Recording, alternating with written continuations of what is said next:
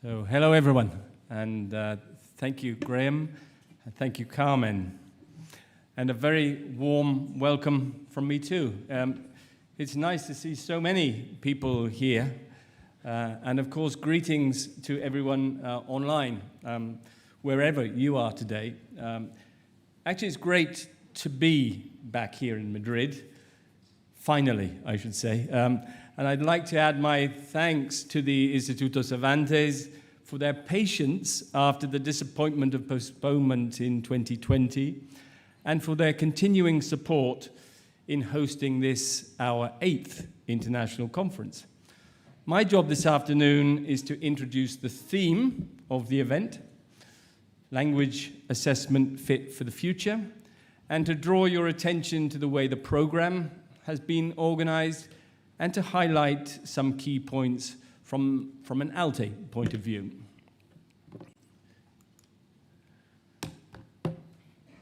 The future is now. I'm not sure who said that. I hear it often these days, and it has a certain ring of truth in our case. 2020 was notable as the 30th anniversary of the first official meeting of ALTE, and we had hoped to be celebrating that special occasion here in Madrid, in collaboration with the Instituto Cervantes, one of our long-standing members from Spain. And in marking that occasion, ALTE published this document, which is a small booklet which traces the history of ALTE from its early days and outlines the evolution of the association with insights and reflections from members past and present. If you haven't seen it already, please take a look. It's available on our website. But since then, we've already embarked on our future direction, and much has already changed in the past 3 years, partly due, of course, to the COVID disruption.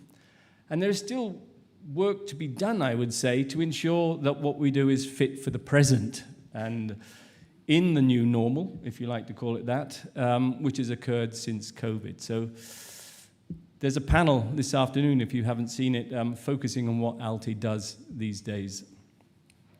So, with the focus on the here and now, and an eye to the future, we have organized the program into these 3 strands, tagged with the initials shown on the left, and they're supposed to be color-coded in there, and there's a sort of a light green and a darker green and a blue, I think, which indicates what the themes are. I won't read them out, you can see them there. Our keynote speakers and our featured speakers are all leading voices in their own fields. I'm grateful they've agreed to help set the scene and share their views with us on each of these topics. So thank you everybody in advance for that.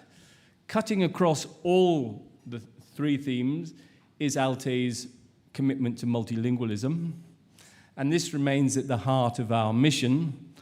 Plurilingual communication and translanguaging are the norm at ALTE events, and as we've heard from Graham, I hope to hear everyone using several languages, whether in the conference room here or during the coffee breaks and so on.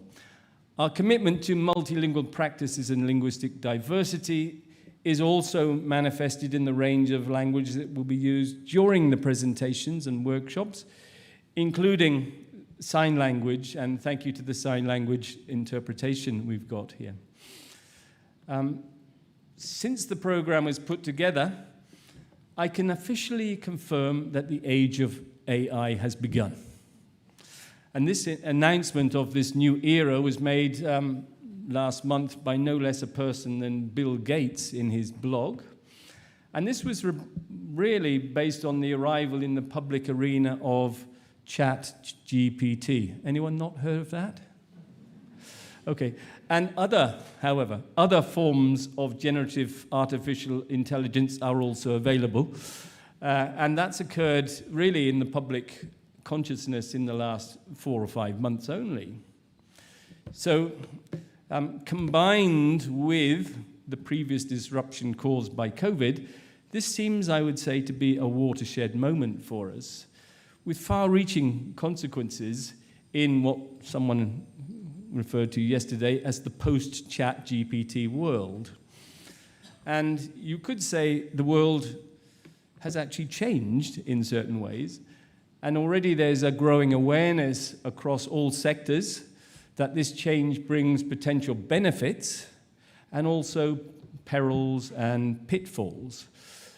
Chat GPT is already creating ripples across many of our activities in language education, and initial reactions have ranged from banning it completely, any Italians in the room?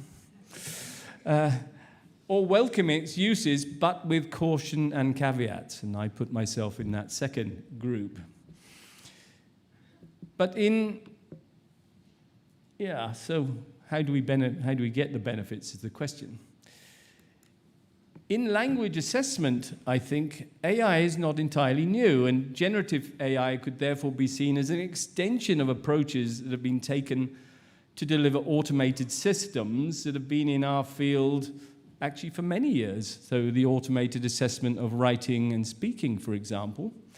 And in the context of ALTE, as you know, in the theme of our biannual conference, the one we had a year ago in Paris, was on the future place of humans in language assessment.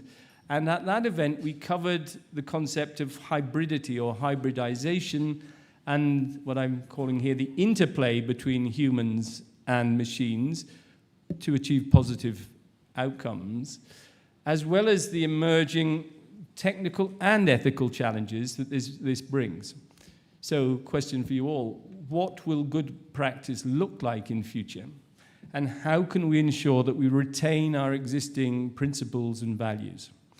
And I think some of these points will be covered in the plenary coming up from Tineke.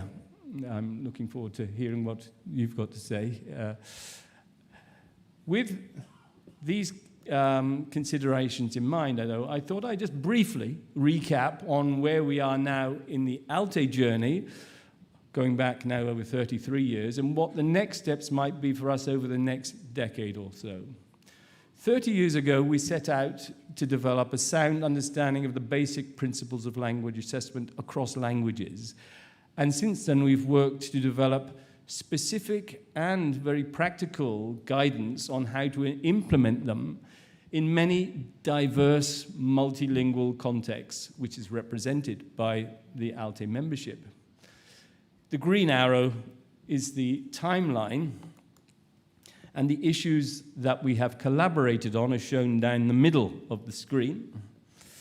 And here on the right, your right, yeah, in the blue box, you see the incremental developments starting from our first code of practice, which came out in 1994, with various iterations of principles of good practice right up to the present. And a major contribution to the field, I would say, has been our quality management and auditing system that's enabled us to use the ALTE quality mark, the Q mark. The Q mark nowadays responds to a growing requirement for the regulation of professional standards in assessment and the wider use of audits and inspections by governments and other agencies to monitor them. So you'll be familiar with that. ALTE's output over the years is fully documented and available on the website. Please go there and look at it. And we regularly update our principles and seek to align them with the best practice which is emerging in the field from elsewhere.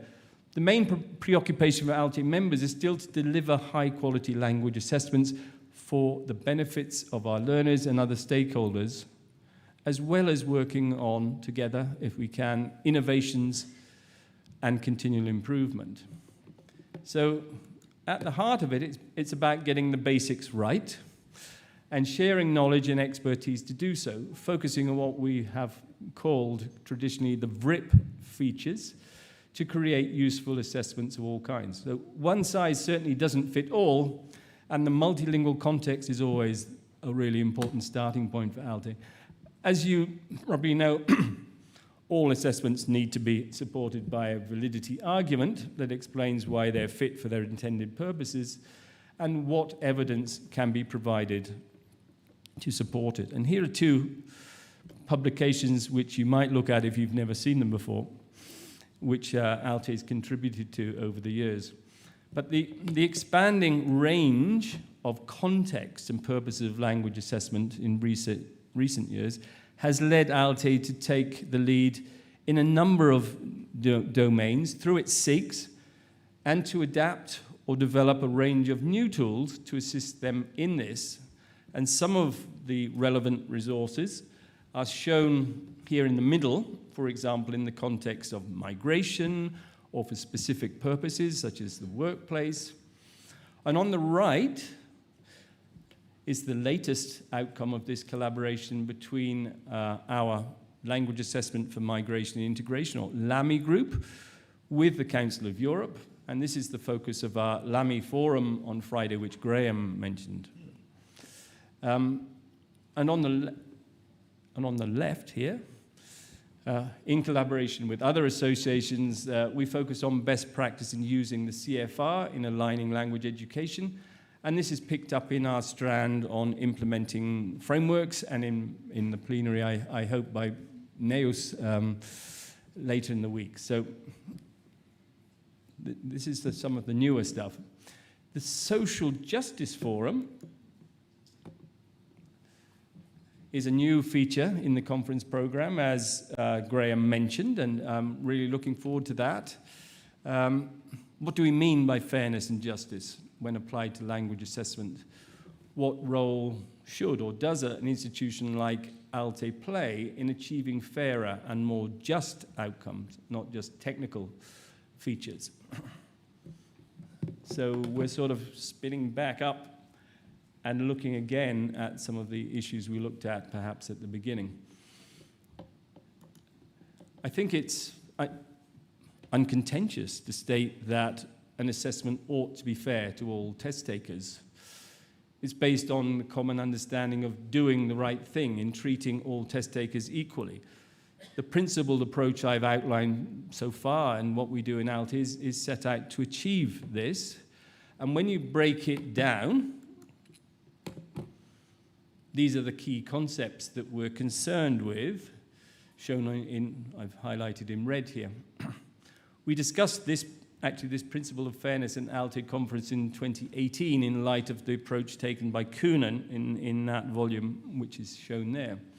And there's clearly an overlap with the technical dimensions of validity, but increasingly it's the social dimension which is emerging, which we are thinking about. Words like respect, opportunity, access, equitable outcomes, absence of bias. And this leads me to the second principle, which is the principle of justice or social justice. Again, this is inspired by Koonen.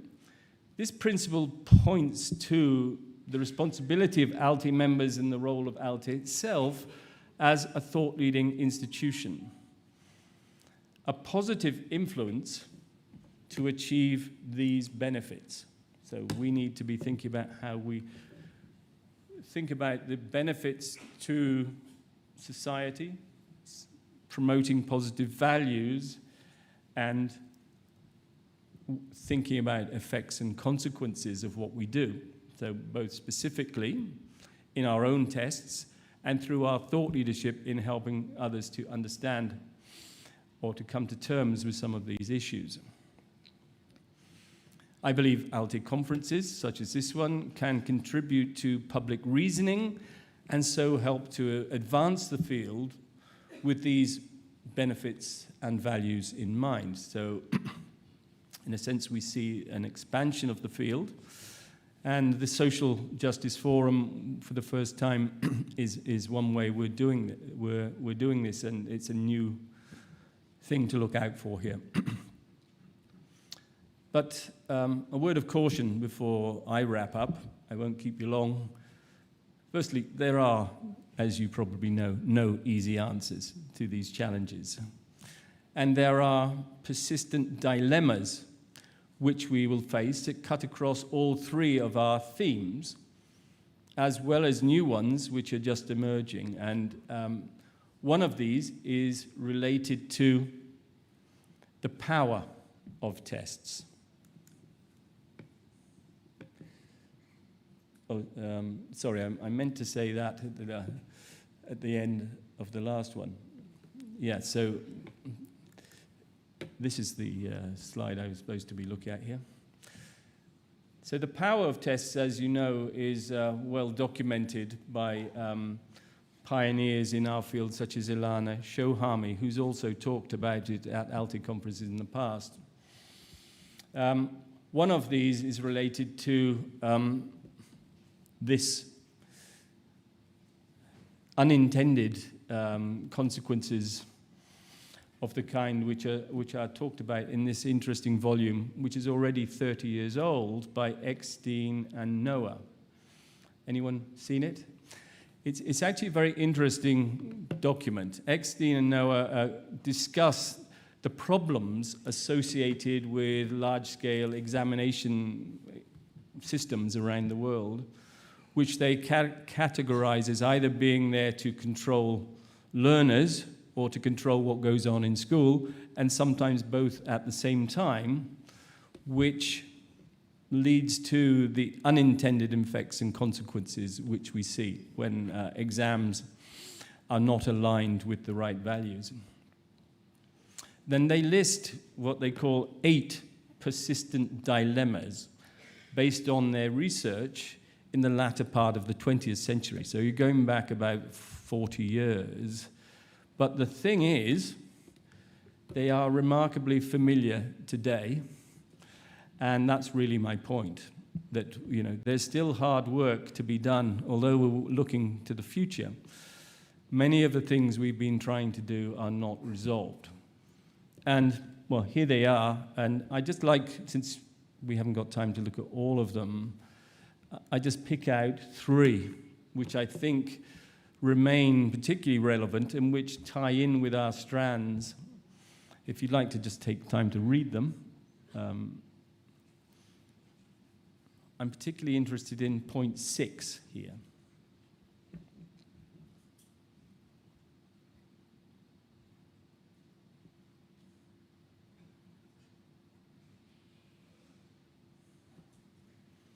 So this is, bear in mind that was over 30 years ago that they were thinking about this. And new information technologies of the kind we're thinking about have certainly started the established practices are wobbling a bit, coming to terms with what we see with the arrival of the new generative AI, for example. So, in summary, I look forward to discussing the dimensions of good practice as raised in our 3 strands and forums. These are the points which I would pick out as perennial issues that we talk about in ALTE. And here are some specific points which I think we are going to be finding cropping up across the D, DI, and F codes that we have in our program. Is there a difference between equality and equity? Put up your hands if you think there is. Well done, Linda. I knew yours would be first up. Well, what is that difference and how do we deal with it in ALTE? I think this is a really interesting issue, and hopefully we'll be revisiting many familiar questions in this and perhaps coming up with some new perspectives and openness to new ways of working. I'm really looking forward to Linda's presentation tomorrow, isn't it, on this topic under one of the themes. So, understanding language assessment in multilingual contexts. That still remains at the heart of what we do. And our familiar WH questions. these are the old questions, but I'm hoping that we will, in this event, think about the new perspectives which are coming out of the new technologies and perhaps new solutions. So while we still grapple with our persistent dilemmas, the kind I've mentioned, and the quality issues, I think these are the day job of what we do. The world is changing around us and presenting us with new and particularly tricky problems which we haven't faced before. Whether these are new challenges in equity and diversity, or the rapidly emerging technologies and social practices in the age of AI, and in what we might call the post-Chat GPT era now, how open are we to completely new constructs or to the new realities which we will see? Have you seen this picture? New constructs, new realities, which perhaps blur the concept of truth and reality here. This is this won a prize, a photography prize, but it wasn't actually a photograph. It was generated by an AI that generates images. So this is a new form of creating images, which was inspired by digital photography, but isn't a digital photograph. It's quite a haunting photo, and I call it promptography,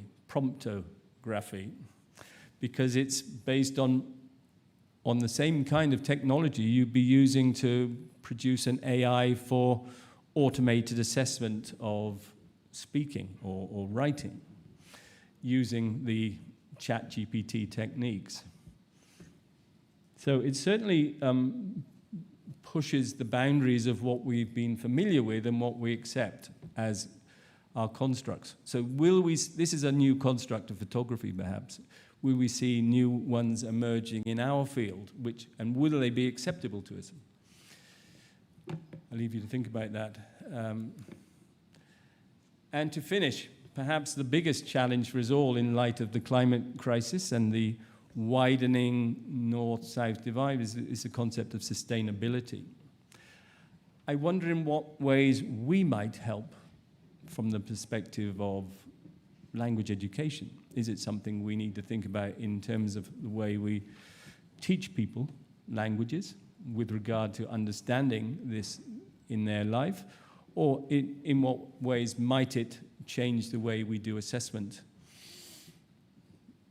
and the role that language and communication can have, supported by language assessments of the future? So I think there's plenty for us to think about this week and to take forward to ensure that assessment is indeed fit for the future. So I look forward to meeting many of you in the breaks and at the Gala networking event tomorrow. Thank you for listening, and please enjoy the rest of the conference. So see you all around.